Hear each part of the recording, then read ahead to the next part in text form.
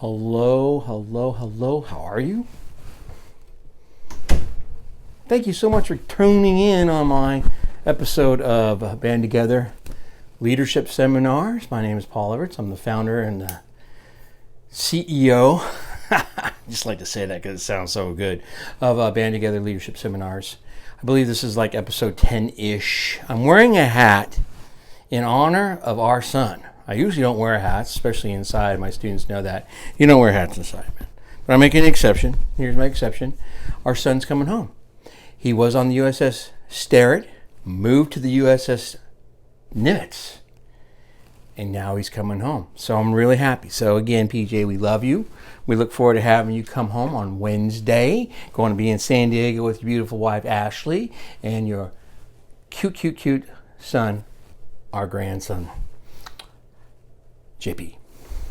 So before I start, I want to let you guys know that I do have a book. Here it is. Beautiful, isn't it? Woo, woo, woo, wee. Man, yeah, Conducting My Life. And it's high school band director lessons about life. And I'd love to sell the book one more time. Here it is. It's real. You can go on Amazon.com and take a look at it and go, wow, Mr. Everts actually has a book. I do. You can also visit my website, conductingmylife.com, and go to Venmo. And I'll be more than happy to mail it to you, give you more information about that if you would like. Today I'm recording this on the 4th of August. It's about 4:10 p.m. California time. Again, just a reminder, those who are new to the Band Together Leadership Seminars, thank you. I'm glad you're here. We are talking about my E triangle. E stands for Everts. It can be excellent. It can be whatever you want it to be, but it actually stands for Everts. So Everts is triangle. There are 3 sides to a triangle. My side has respect, responsible, and discipline. Inside, it's integrity, ethics, and faith. And we are continuing to talk about ethics. So before I get to the topic, I just got to say something to you. Today was the first time since the 16th of March 2020 that I was on our high school campus and we were handing out materials, textbooks, Chromebooks, taking school pictures. Juniors and seniors are on the campus. Probably about half the school pretty much because we have a very large senior class, and it gets smaller after that because we're going to be welcoming a new school to our district. It was fantastic. Seriously. I was so happy. I mean, I have done way too much Facebook. Way too much Facebook. The doom, what is it? Doom and gloom scrolling. Is that what they call it? A lot of doom and gloom. And it's not just about teachers, attacking the teachers. Teachers union wants this, teachers union wants that. They're just sitting on their butts doing nothing. No. Teachers are doing that to each other too. You want to go on campus and kill us all? Are you serious? There's no such thing as that. I mean, just all over the place. Today, nowhere. It was kids being happy. They were wearing masks. You go on the all call. All right, everyone, please make sure you have your mask on. Mask on, please, over your nose and your mouth. Thank you so much for riding USS whatever airplanes. Thank you so much for checking. It was fantastic. And I got to make sure I say that because I'm getting stuck in the doom and gloom scrolling of Facebook, and I want to get out of it. And one of the things about being a leader is admitting your faults. And people don't want to hear them all the time, okay? There's times like when a tragedy happens, I don't want to see weakness when that happens. I appreciate the tears and I appreciate the sentiment and all that. I don't question that. But when a tragedy happens, I want somebody strong, someone that has empathy, and yet isn't going to go to the next. You can cry off screen, cry all you want, but at that time I want some strong. So today I really want to be positive. We did a great job, and I'm not going to tell you what school I teach at because that's not what this is about. What I'm telling you though is our school today did a great job, and I'm proud to be on that faculty. I'm proud of the administration, and I hope tomorrow will go just as well. And if it doesn't, I don't care. I really don't care. You know why? Because today went great. Tomorrow, who knows what tomorrow's going to bring. But oh my gosh, the other thing too about COVID-19, if I may say, I hoped that it would have made us be kinder and gentler towards one another because we could all die. You see what I'm saying? We could all die. There's another thing that can kill the human being. And therefore, why are we not being nicer to each other? Like, how do we want to be remembered? on Facebook, boy, I tell you, man, lying, I get eviscerated, and that's cool. I'm not a victim. I put up my comment. You can go at me all you want. I could care less. But it's really funny because instead of saying, I appreciate what you're saying, it's just an attack. And it's pretty funny. I mean, I'm starting to laugh at it because it's consistent now. All right, so there's my talk for today. But today was awesome. PJ's coming home on Wednesday, which is tomorrow, 5:30 p.m. Cannot wait for our son to be home. So proud of him. So proud of his wife, Ashley, taking care of our grandson, Jason. I mean, that's a lot of work since April with a 2-year-old. So I just feel great. I feel fantastic. So let's go ahead and start. Again, we're talking about ethics today. I'm part of the John Maxwell team. If you'd like me to come out and coach or speak or train using John Maxwell material about leadership, about having a better life, I know, motivational. It's okay. I'll do what I can not to be that dude. But anyway, someone's going to say I'm that dude. I'm not. We're going to talk today about leadership and ethics, and they go hand in hand. We're continuing this from last week. By emphasizing community and internal rewards, ethical leaders commit to following a virtue-oriented approach to decision-making based on a foundation of values-based leadership. Leaders, of course, do what? Lead by example. They set an ethical tone at the top. They lead with an attitude of do what I say as well as what I do. Ethical leadership can be evaluated through a leader's vision. Visions are not simple goals, but rather ways of seeing the future with that implicity or explicitity entails some notion of the good. That's what I'm trying to do today. I'm attempting. I hate the word try. Try. No, not good. Try is not good. I'm attempting to do that with you all today. Okay? And I don't want to be too well, Pollyannish. Get that? My name's Paul Pollyannish. But today's a good day. And I'm going to do my best too to, when there's a crappy day, I'm definitely going to hopefully, I know it sounds weird to you, but there's thorns amongst the roses. Today just happens to be a good day and I want to share it with you. And I hope that you have a good day too. The Ethics and Compliance Initiative, which is ECI, points out that research has consistently shown that, here's some stuff, ethical leadership is a critical factor driving down ethics and compliance risk. Leaders have a rosier view of the state of workplace integrity and often have more positive beliefs than employees further down the chain of command. And then the quality of the relationship between supervisors and employees goes a long way. The ethical leadership scale helps to measure the elusive concept of leadership.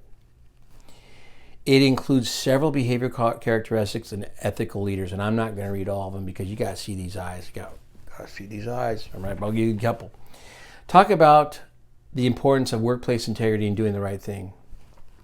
That just needs to be a constant drone, but yeah, it's there. It's more important than a drone. It's a melody. It's a melody, okay? That we're going to constantly talk about ethics. We're going to talk about how to be a good role model, a good example. You don't blame others when things go wrong. All right, support employees' efforts to do the right thing. Keep their promises and commitments. That's a big thing. There's a saying that says, winners keep commitments. Losers keep promises. Losers promise things. Winners, you guys make commitments and you follow through. Organizations suffer when leadership does not set an ethical tone at the top. The employees may be ethical, but acting ethically requires an ethical leader who supports such behavior, not a leader blinded by ambition or greed, as occurred in so many of the financial failures of the early 2000s. So Lawton Paez, P-A-E-Z, developed a framework for ethical leadership built on 3 interlocking questions, and here they are. First, who are leaders and what are their characteristics? So think about that. Who are leaders and what are their characteristics? All right. Second question, how do ethical leaders do what they do? Third question, why do leaders do as they do And what are the outcomes of ethical leadership?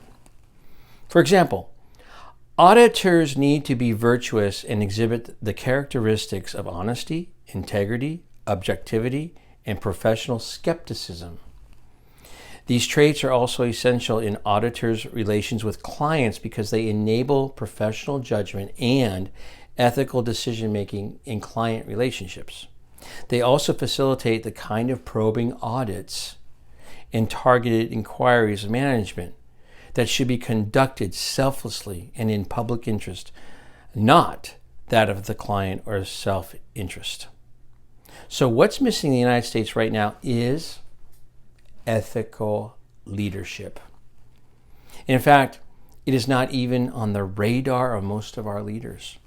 We live in a time where it is almost impossible to identify role models. Most leaders are too willing to compromise their values to achieve some goal. It is an unjustifies the means culture. It is an end justifies the means culture. Be the leader you would follow. That means it's got to start with you. All right? Are you true to yourself? Do you keep the commitments to yourself? When we did that list, talk about the importance of workplace integrity and doing the right thing. Are you, for yourself, not being selfish though, okay? Eating right, not drinking too much alcohol, get a good night's sleep. For yourself, are you setting a good example for yourself? You see how that works? You can't be what you want others to be if you aren't it. I hope that's making sense. Again, I'm giving this to you. And as I said before too, part of the deal with me is I want this to live on so my grandchildren will see it. So my students will see it. So my students' children will see it. I'm going to die eventually, but I want this message to live on. This message is for all of us. All productive, loving, compassionate human beings. They respect themselves. They take responsibility for themselves. They have self-discipline, a sense of integrity, ethics, and in many cases, faith. Why are we not there? Why? How come? Do those 6 traits have anything to do with color or gender? I just stepped in it, didn't I? I don't get it. You're going to have to teach this old man something. Everybody should respect themselves, therefore others. Everybody should be responsible for themselves and hopefully for other people as well. Everybody that wants to be success, self-discipline. Make your damn bed. Make your room. Get your crap together. Everybody of whatever age. Integrity and ethics and faith. Everybody needs this message.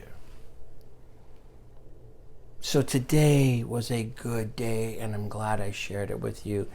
And God as my witness, when there's a crappy day, I might even just do it. It doesn't have to be on a Wednesday. Because I'm going to tell you right now, roses have thorns and thorns have roses. I don't want to always be Mr. Hey, everybody, how's it going? No flipping way, but today was a good day. And with that in mind, I want you to begin with the end in mind.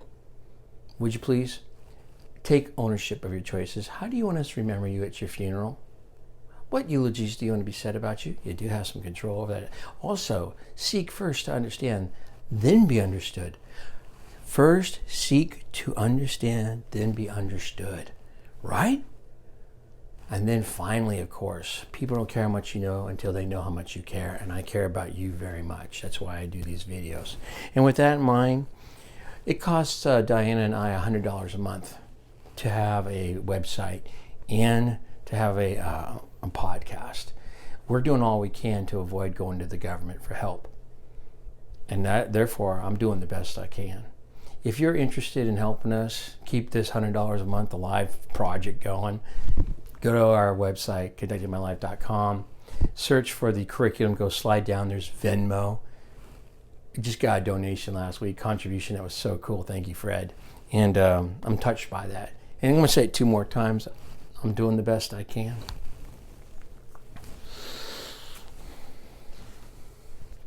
Love you, Paul Joseph.